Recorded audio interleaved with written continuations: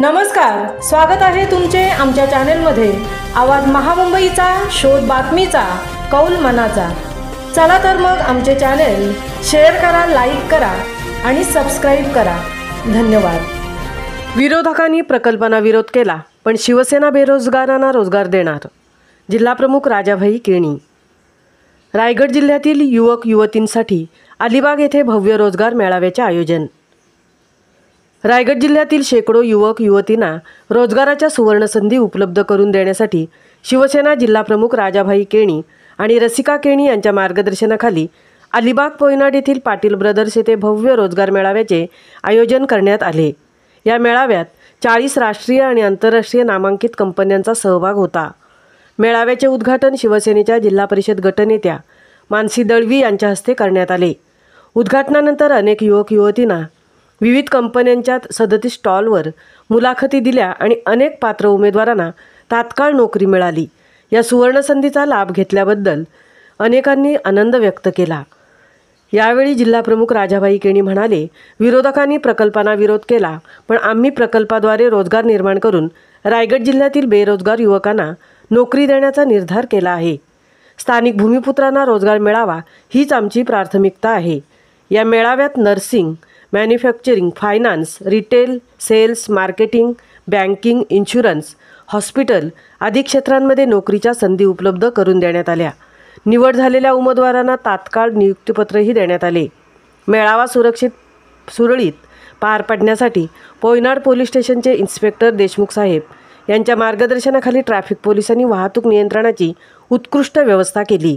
स्वतः देशमुख साहेबांनी प्रत्यक्ष हजर राहून परिसराची पाहणी केली आणि संपूर्ण कार्यक्रम कुठल्याही गालबोटाशिवाय यशस्वीरित्या पार पडला, असे सर्व उपस्थितांनी नमूद केले।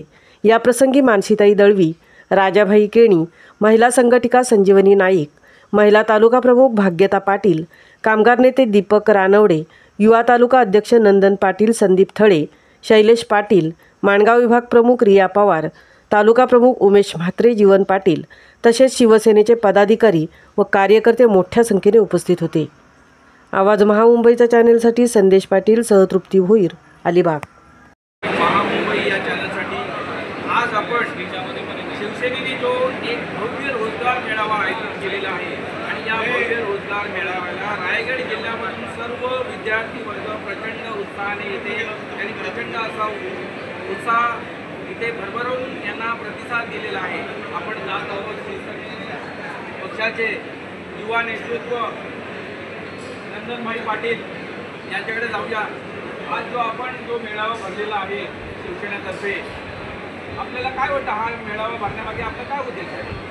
सर्वप्रथम आमचे प्रेरणास्थान आमदार महेंद्र शेठ दळवी अलिबाग मतदारसंघाचे आमदार त्यांच्या आदेशाने आमचे नेतृत्व, आमचे गुरु राजाभाई केणी जिल्हाप्रमुख, हरिपाडाचा ज्वलंत आवाज पूर्ण रायगड नव्हे तर महाराष्ट्रामध्ये घेऊन जात आहे।